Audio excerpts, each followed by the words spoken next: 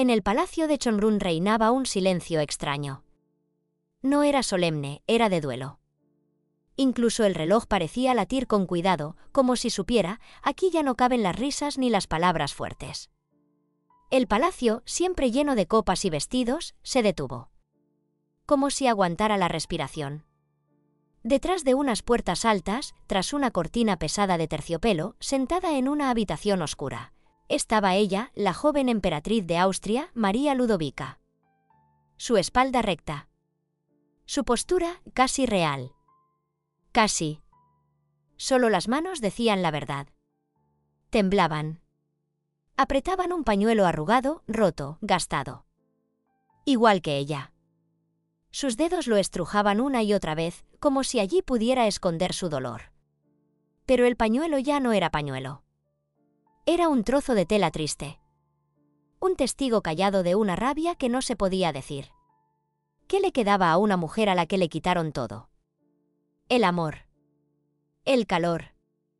El derecho a estar cerca. El derecho a ser necesitada. Afuera sonaron pasos suaves. La puerta se abrió sola. Sin ruido. Entraron las damas de honor. Con ojos bajos. Con caras que fingían compasión. «Usted lo entiende», dijo una de ellas. Su voz era suave. Casi dulce. Casi, si no fuera por el vacío dentro. María Ludovica no la miró. Solo asintió. Sí. Ella debía entender. Era emperatriz. Hija del exilio. Criada en palacios ajenos. Acostumbrada al silencio. Esposa del jefe del imperio. Y del fin de una época. Demasiado dependía de su paciencia. Debía entender. ¿Pero puede un corazón seguir las reglas? Dentro de su pecho ardía fuego. No gritaba. Solo quemaba. Lento, como cera bajo una vela. Miraba un punto fijo. Y de pronto, susurró, «Pero, estoy viva. Soy su esposa». A Francisco no le dejaron elegir. No hubo deseo en su decisión. Solo lógica fría del trono. Su esposa estaba enferma. Débil. Con tisis. No podía dar hijos. Ni compartir el lecho. Así que, por paz. Por deber. Por salvarla. Tuvo que buscar consuelo lejos. Damas sin linaje. Viudas con buenos modales. Actrices con pasados secretos. Incluso sirvientas. Todo con el visto bueno de los médicos. Todo con el silencio del palacio. Y a María solo le quedó la sombra. La sombra de sí misma. La sombra de un amor que guardaba en el pecho como un tesoro frágil. Y nadie en ese palacio dorado entendió el dolor de una mujer a la que protegían del amor. Las lágrimas del emperador. Un año antes, todo era distinto. Chonrun no estaba en silencio. Vivía, respiraba, sonaba. En sus pasillos se oían risas de niños. Por los suelos de mármol deslizaban faldas. Y en las habitaciones de María Teresa sonaban nanas suaves. Estaba embarazada otra vez. Del 12º. Era de esas mujeres que dan a luz en silencio, sin quejarse. Que abrazan a todos sus hijos a la vez. Y que siguen siendo amadas, no por deber, sino por amor. Franz la amaba así. Como no aman los reyes. Profundo. Sin razón. Como si no fuera emperador, sino solo un hombre. Pero ese día todo salió mal. Un resfriado, leve al principio, se volvió fiebre. Día a día, ella se debilitaba. Su mirada se apagó. Su voz se quebró. Incluso su sonrisa, dulce y amable, desapareció. Debemos actuar ya, dijeron los médicos. Pero no podemos prometer que viva. Cuando empeoró, prohibieron a Franz verla. Los médicos separaron entre él y su esposa. Como un muro. Y eso dolía más que la muerte. «¿No lo entienden?», gritó él. «Debo estar con ella.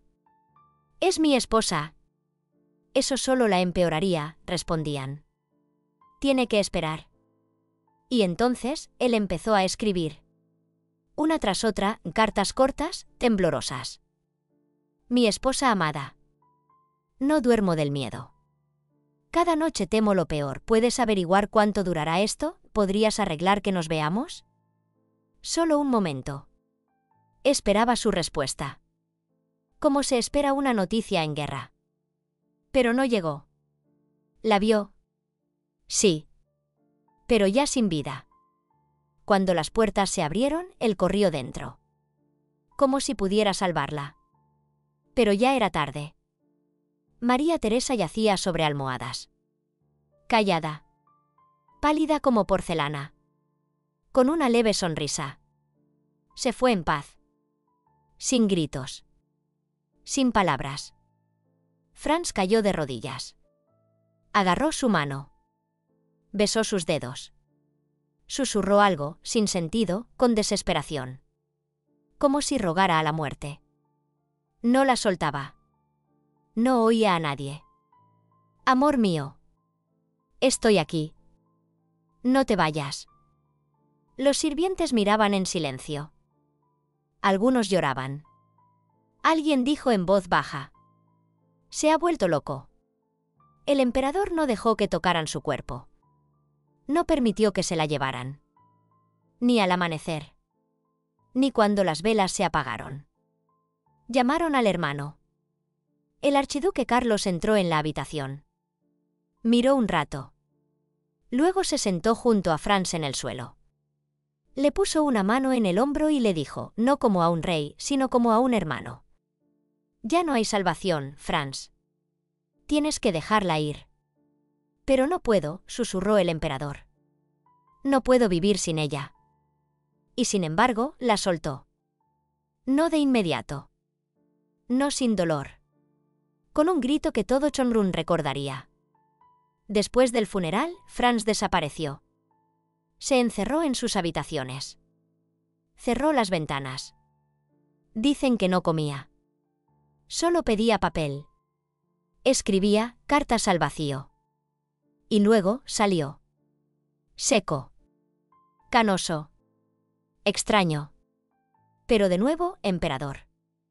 Porque la vida seguía. Porque su pueblo lo necesitaba. Y porque el trono no perdona la debilidad. Boda y Tisis. El 6 de enero de 1808, Viena brillaba en luz dorada. Hasta el cielo parecía inclinarse sobre la ciudad. Como si quisiera ver esa gran unión. La boda del emperador Francisco con la joven María Ludovica de Módena fue un evento que muchos recordarían por años. Viejos cortesanos. Poetas jóvenes. Miles de velas iluminaban las salas del Hofburg. Los violines cantaban al ritmo del viento de invierno. Los valses giraban por los pasillos de mármol, como si hasta las paredes bailaran. María Ludovica resplandecía. Llevaba un vestido de muselina clara, como leche tibia. Tenía flores de perlas en el pelo. Caminaba hacia su felicidad. Su paso era ligero, pero en los ojos había miedo. Sabía bien al mundo que entraba. Francisco le tomó la mano. La besó. Y susurró. Eres un milagro. Luego, con una sonrisa triste, dijo. Ahora vuelvo a vivir. Y era cierto. Estaba feliz. Quería estarlo. Lo intentaba. Le sonreía como un joven enamorado por primera vez. Después de meses de luto, deseaba empezar de nuevo. Y ella era su primavera. Pero el cuento duró poco. Pasaron solo unas semanas. Luego vino el frío. Los médicos, los que ven lo que otros no, se miraban entre ellos. Fruncían el ceño.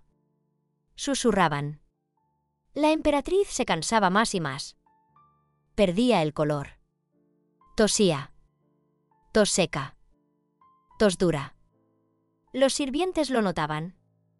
Por la mañana, su vestido arrastraba por el suelo. Como si no pudiera sostenerse. Se quedaba horas frente a la ventana. Sin moverse. Como si escuchara una música que nadie más oía. Luego todo quedó claro.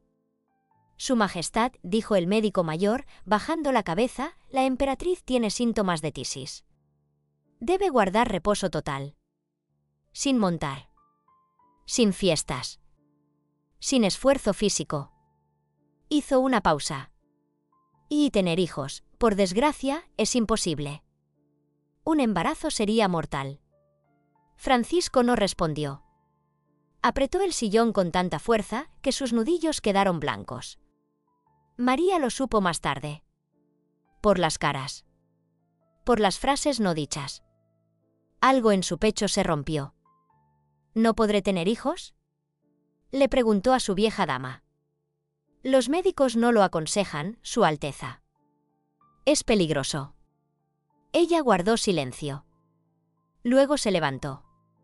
Se enderezó como si volviera la fuerza. Y dijo firme: me curaré. Desde ese día, su vida cambió. Cada día fue una lucha. Las mañanas empezaban con visitas médicas. Hierbas. Pócimas. Polvos. Luego venían curanderos. Traídos de Estiria y Moravia. Por la tarde, baños. Masajes. Ejercicios de respiración. Por la noche, lágrimas. Lágrimas en la almohada. En silencio. Ya no era esa princesa frágil que entró al matrimonio. Ahora María luchaba. No por el trono. Por amor. Por ella misma. Pero su problema era más que la tisis. Su cuerpo era muy débil. Casi no comía. Desde niña la enseñaron a ayunar. A vivir con poco. Y ahora, para curarse, tenía que cambiar. Cada comida era un castigo. Miraba la comida como si fuera su enemiga. Pero se obligaba.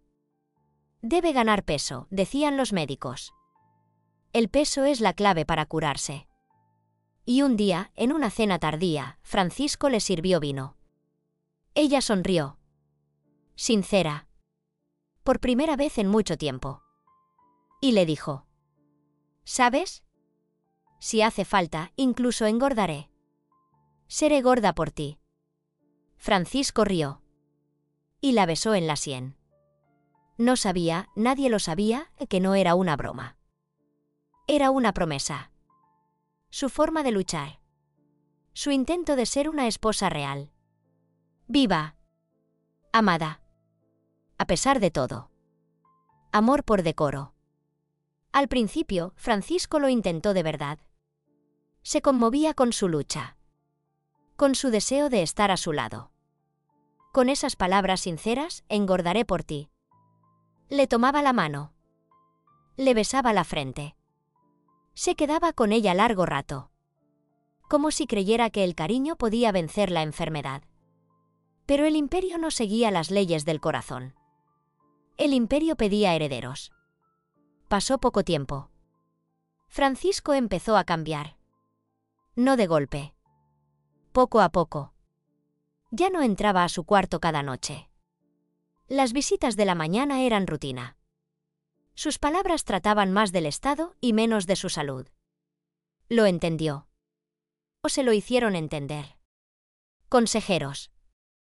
Médicos. Ministros. Todos repetían lo mismo. Majestad, la dinastía necesita hijos.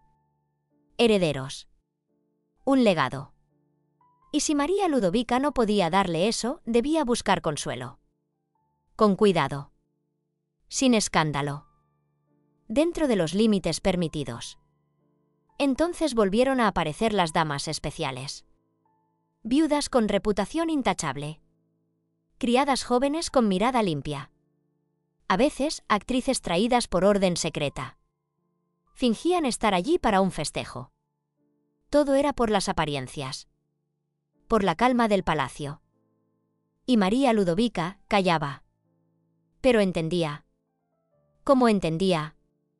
Pero entender no protege el alma. No calma las punzadas. No borra la traición. No convierte a una esposa viva en una muñeca sin sentir. Un día, durante la comida, lo miró. y con una leve tristeza le preguntó: ¿Ya le han buscado otra modista, Francisco? Él se estremeció. Pero no respondió. Solo bajó la vista. Miró su copa. Ese silencio fue peor que cualquier palabra. Para conservar algo de fuerza y equilibrio, María se fue. A las aguas, en Carlsbad. Allí se curaba, paseaba, escribía a sus allegados. A veces hablaba con escritores. Fue allí donde conoció a Johann Wolfgang von Goethe. Él sintió respeto inmediato por esa mujer frágil y herida. «Sois muy joven para tanta tristeza, Majestad», le dijo un día. «Una emperatriz no tiene edad». «Solo tiene deber», respondió ella. Mientras tanto, en Viena se preparaba una decisión helada. Franz tomó una medida que sorprendió incluso a los cortesanos más duros. Quería casar a su hija mayor, la archiduquesa María Luisa, con Napoleón Bonaparte. El mismo que había combatido a los Habsburgo. El que arrasó Milán y echó a la familia de María. Ese demonio del que hablaban en palacio.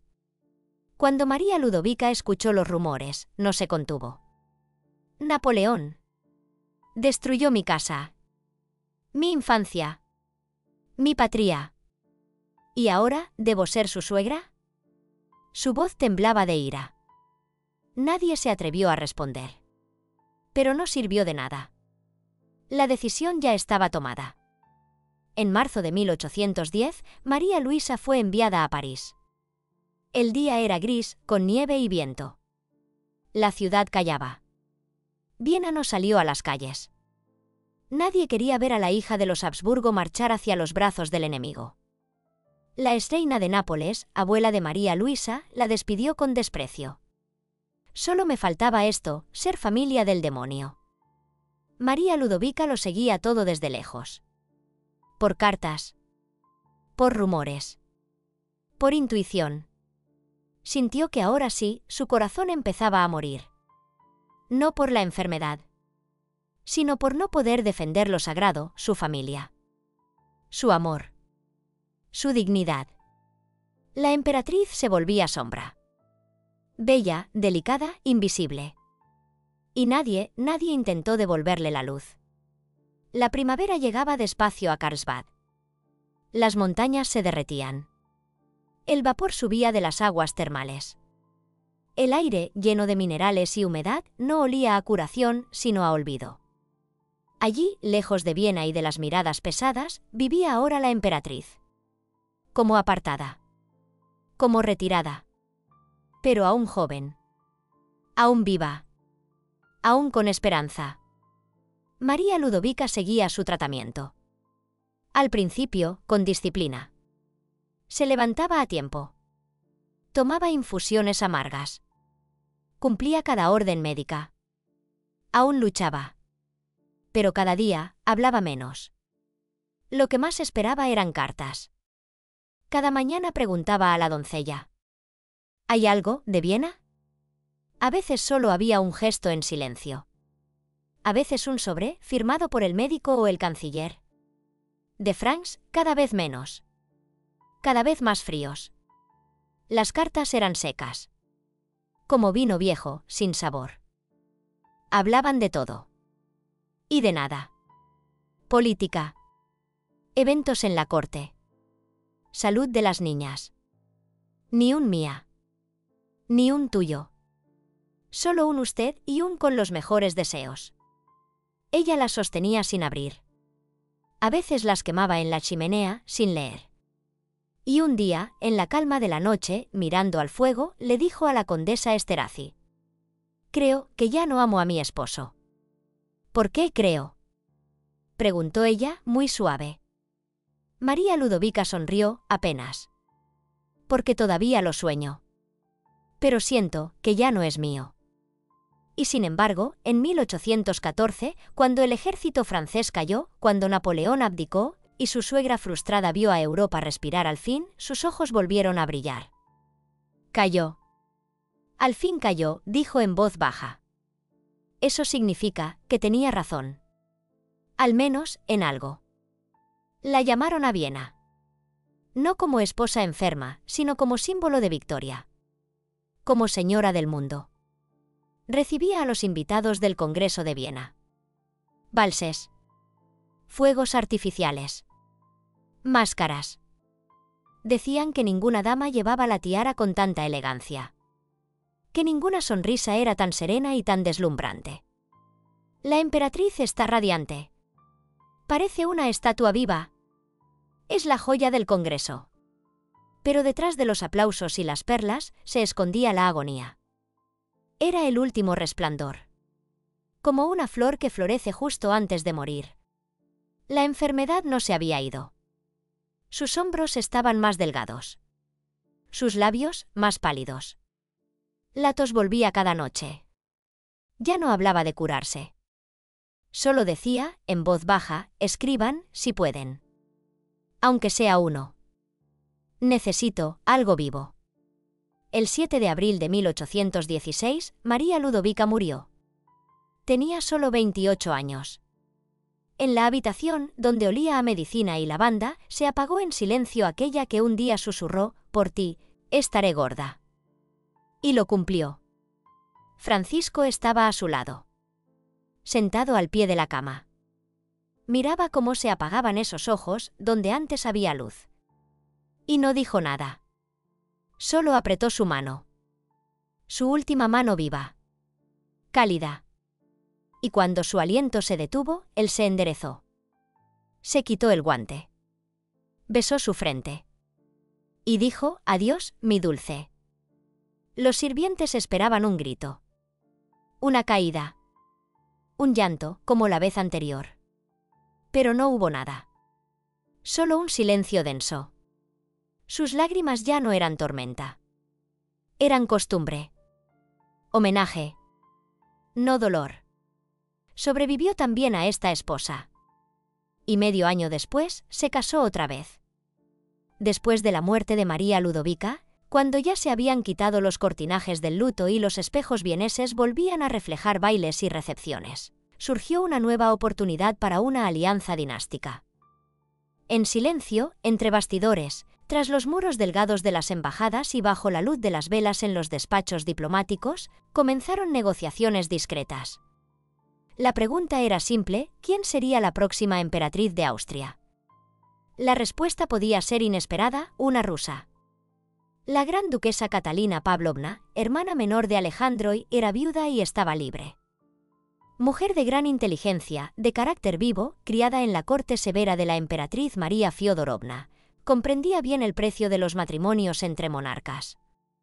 Pero Catalina no era de las que ocultaban sus sentimientos detrás de sellos imperiales.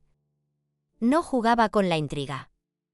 Escribía a su hermano con franqueza, la diferencia de edad no es un obstáculo para un soberano. Sé que puedo ser útil a Austria. Y creo que esta unión sería digna tanto para Rusia como para Europa. Alejandro lo entendía, si alguien podía calmar al envejecido y cansado Francisco, era Catalina. Pero el propio Francisco, al recibir las insinuaciones, permaneció frío. Ya no buscaba amor ni luz. Necesitaba estabilidad. No inspiración, sino silencio en la alcoba. Su corazón, que un día ardió por María Teresa y se compadeció de María Ludovica, ahora parecía vacío. O simplemente cansado. Rechazó la propuesta. Con cortesía. Con sequedad. Casi con tono diplomático. Su Alteza Imperial me honra el ofrecimiento, pero mis años no me permiten volver a sentir lo que se llama matrimonio. En realidad, sí lo permitían. Pero no lo deseaba. Ya había aprendido a vivir sin amor. Así pasó la vida de una mujer que, un día, con una sonrisa suave, prometió a su esposo, por ti, me pondré gorda. Una promesa sencilla, ingenua, casi infantil. Pero en ella estaba todo el dolor, toda la ternura, toda la condena de su época. Una época en la que las mujeres curaban con amor y los hombres, con deber. Donde los sentimientos, como porcelana, se rompían contra el granito del trono. Donde las emperatrices morían no solo de tuberculosis, sino también de soledad. Francisco sobrevivió a 3 esposas. Cada una de ellas le dejó hijos, recuerdos, un legado. Pero solo una, María Ludovica, intentó volverse fuerte por amor. Más robusta, más sana, más feliz. Y se consumió. Y quedó su frase, por ti me pondré gorda, como una pequeña bandera desesperada en un mundo donde ni siquiera las emperatrices podían permitirse ser débiles o amadas.